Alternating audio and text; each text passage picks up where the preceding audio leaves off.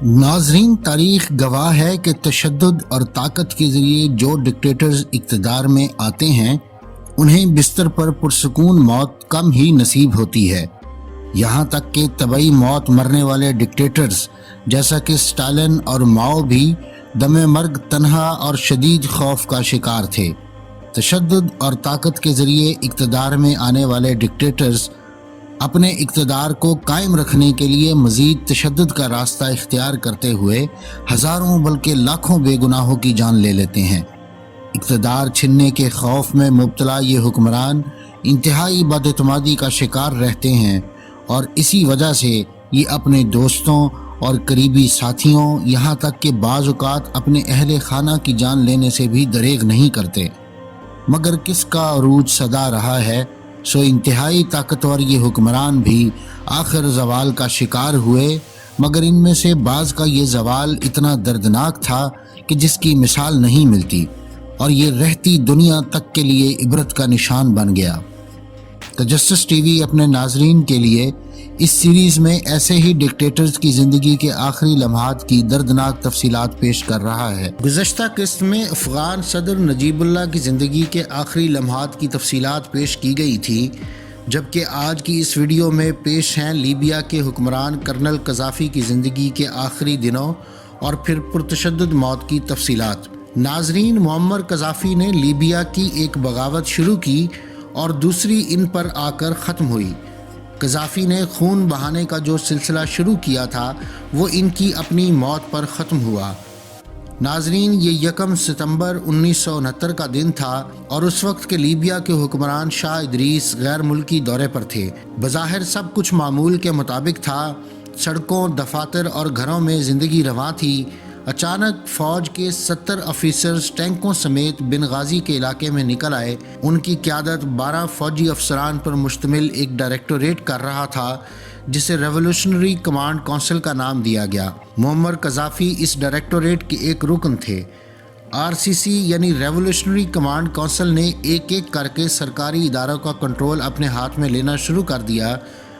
کارروائی کے دوران ہی فوج کے دیگر اہلکار بھی ساتھ مل گئے۔ ایک کے بعد دوسرا دفتر فوج کے کنٹرول میں آتا گیا، اور صرف 2 گھنٹے کی کارروائی میں لیبیا کا تمام انتظام اس RCC نے سنبھال لیا۔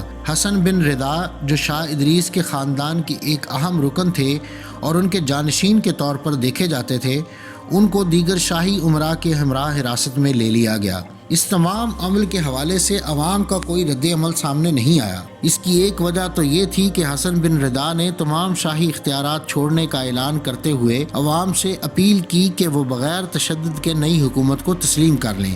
شہری علاقوں کے نوجوانوں نے شہنشاہیت کے خلاف بغاوت پر جوش و خروش کا مظاہرہ کرتے ہوئے فوجیوں کو باقاعدہ خوش آمدید کہا، اور پھر استقبال کا یہ سلسلہ دیگر علاقوں تک بھی پھیل گیا۔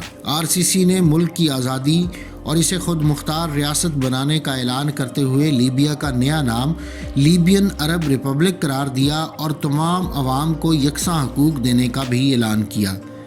اس بغاوت کے اہم رکن معمر قذافی 1942 میں سرت میں پیدا ہوئے اور ملٹری یونیورسٹی اکیڈمی اور برطانیہ کی رائل ملٹری اکیڈمی سے تعلیم حاصل کرنے کے بعد لیبیا کی فوج میں کیپٹن کے عہدے پر بھرتی ہوئے۔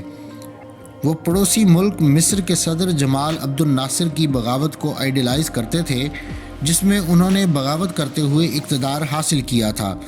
تاہم لیبیا میں بغاوت کا ماحول بنانے کے لیے قذافی کو باقاعدہ مہم چلانا پڑی، جس میں وہ کامیاب رہے اور شاہ ادریس کا تختہ الٹ دیا گیا۔ بغاوت کے بعد ان کے خاندان کو بھی حراست میں لیا گیا تھا اور انہوں نے مصری صدر جمال عبد الناصر سے ہی تعاون کی درخواست کی، جس کے بعد شاہ کے خاندان کے تمام افراد کو اس شرط پر مصر جانے کی اجازت دی گئی کہ وہ یا ان کے خاندان کا کوئی فرد آئندہ لیبیا نہیں آئے گا۔ نئی حکومت میں کیپٹن معمر قذافی کو کرنل کے عہدے پر ترقی دیتے ہوئے لیبیا کا کمانڈر ان چیف بنا دیا گیا۔ اس عہدے پر رہتے ہوئے قذافی نے مزید طاقت حاصل کی اور پھر جلد ہی ملک کے سربراہ کا منصب سنبھال لیا اور اگلے 42 برس وہ اس عہدے پر رہے۔ اس دوران انہوں نے مختلف ادوار کے دوران مختلف نظام کار اپنائے۔ پہلے عرب دنیا کا ساتھ دیا، پھر افریقی بلاک کے لیے سرگرم ہوئے۔ ان کا نام دہشت گردوں کے سہولت کار کے طور پر بھی لیا گیا۔ اقوام متحدہ نے لیبیا پر پابندیاں بھی لگائیں۔